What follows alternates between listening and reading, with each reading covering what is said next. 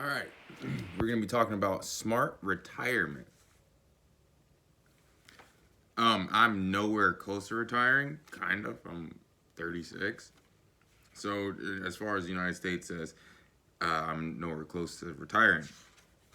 I was looking through this a little bit, and I was trying to find the third important date. It goes through the first two, but what we're going to, let me just show you some of the chapters that they got here. Right, the world is changing. Are you? I can't even read it off the thing. The truth about misleading financial math banks and Wall Street use, using debt and cash or debt and float to gain financial freedom. My personal smart plan, smart people, smart plans, higher income without taxation, understanding the capital equivalent of different assets. I'm quite interested in that one. I'm also interested in planning for descent. The more important than the climb. Uh, I like that one too. Don't get me wrong, but I'm more interested right now is 73, higher income without taxation, because I'm not making as much money as I want to right now, so I might as well learn what to do before I make all the money, so I don't have to pay the taxes while I learn.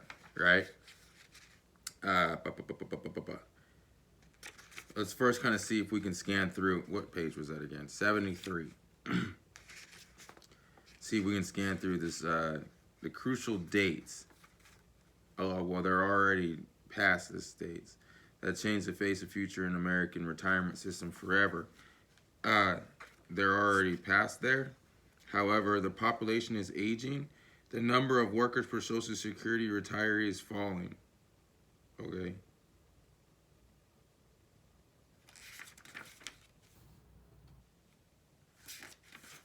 Either which way, the three most important dates were this: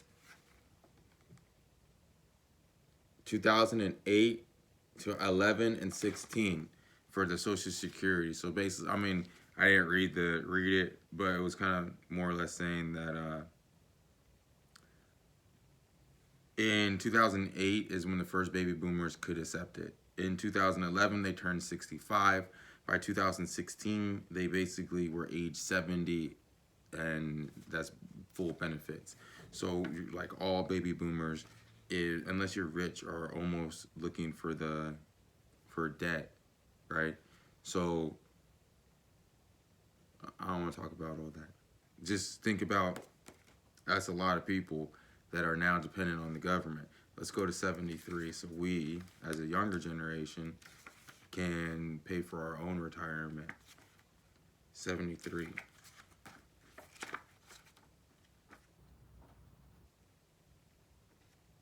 All right. Chapter 5, smart people, smart plans. Scan through here a little bit. Why high cash value life insurance? Bankers retire rich from their SERPs. All right. For many people, the income available when sticking to the standard deduction simply isn't enough to live the lifestyle they want to live based on the wealth they've accumulated. Of course, after reading this book, they understand that trying to take more out of their tax qualified and pre-tax retirement plans isn't really going to substantially increase the style of living so much as to substantially increase their annual tax bill. So what's a retiree to do? Why not take a look at a 100-plus-year-old product that banks and billionaires can't get enough of? All right. The high cash value, low death benefit life insurance, specifically for me. It's 10 plans. Okay. Why whole life insurance? Cash accumulated is accessible as tax preferred income. No contribution limitations, no income cap limitations, no provisional income. Safe harbor for legislative change in 82, 84, and 88. Benefits paid to family are tax preferred. Waiver of contributions is disabled, and benefits for chronic care and terminal illness.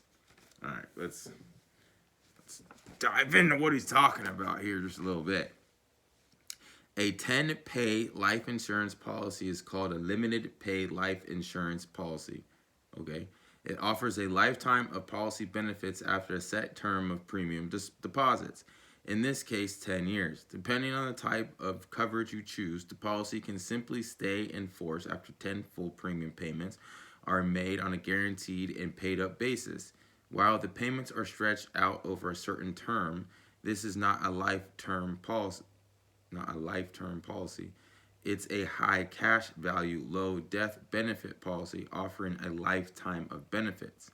This means that the death benefits are payable even if the insured issued passes away 30 years after they stopped making premium payments. Okay. It also means that the policy accrues significant cash values, which means you have access to cash that you can know that you should use to make major purchases, replace bank financing, and ultimately distribute money from in your retirement via structured loans and thus without taxation. With the freedom this offers you, you can avoid using credit cards with their expensive interest rates and become your own bank, financing your own residence and vacation homes without the tricky math used by traditional bank lenders. All right, I'm starting kind of understanding this, but not quite. You might be wondering why I'm talking about 10 pay insurance after bringing up the issue of income shortages for retirees. Here's the thing, with the right 10 pay policy, you're accruing significant cash that you can access after you're retired. That accumulated cash is always available to you when you take it out, and you can do so without any tax ramifications. It isn't counted as provisional income, so it doesn't offset your Social Security and trigger taxation, and it isn't itself taxable. Um, it's a little bit more than what I know because I don't know what a 10 pay plan is, but it's triggering my interest. Let's see. There are also no contribution limits other than your ability to afford paying the premiums, which is easy if you dollar cost average a less tax efficient asset into the 10 pay over that 10-year period.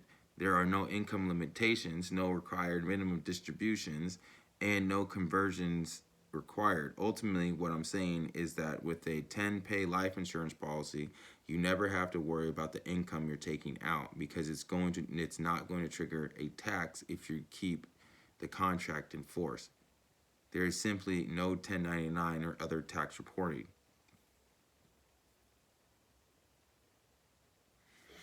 All right. Um,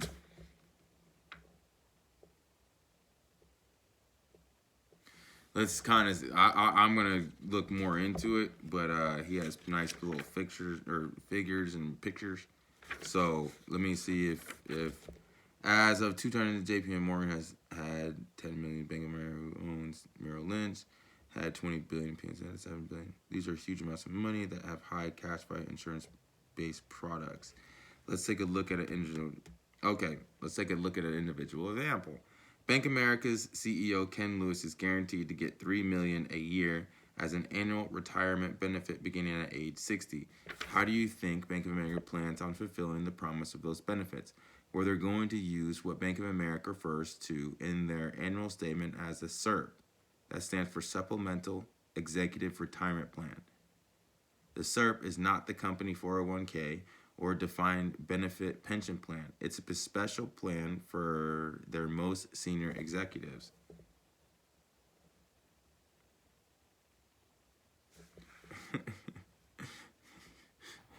They're SERPs, okay. So they're gonna screw everybody out of retirement, but they got a whole entire fund for their special people, right? On the corporate end, they show 53 million in Ken SERP. What is that really? It's a high cash value life insurance policy. That's what they're using to ensure that they're able to make good on Ken Lewis's 3.4 million a year special pension. Let's think about that for a second. The big boss of Merrill Lynch, who would love to manage your retirement for you, who guaranteed 3 million a year from a 53 million cash value life insurance policy back in 10. That's uh,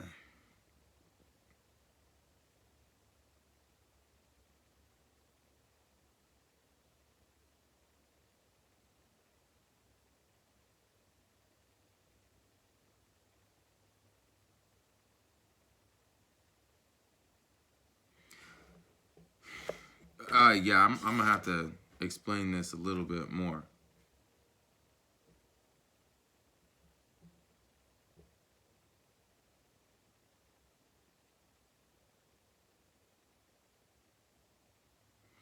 Because, I mean, a lot of these people are doing it. And we got Coca-Cola, we got Boeing, AT&T, IBM, Lockheed Martin. So it's almost like every single one of these big boy companies are doing this. So if we can figure out, because I gotta cut it because we're at time, but I'm very interested to learn more about this. I might read a little bit before the chapter, a little after the chapter, depending on how motivated I am. But I mean, that's pretty interesting. I'm not, like I said, I got 22 years or 24 years before I'm 60, so, or 23 years. So I guess it's good to know now and start building, because if I don't have to pay taxes after I'm paid or 63, and this is a much more efficient way of attaining money or wealth, opposed to my 401k or whatever that I'm going to be taxed on. It's good to know. And that concludes box number, what was it, 5? So we got the smart retirement. We got the presidency.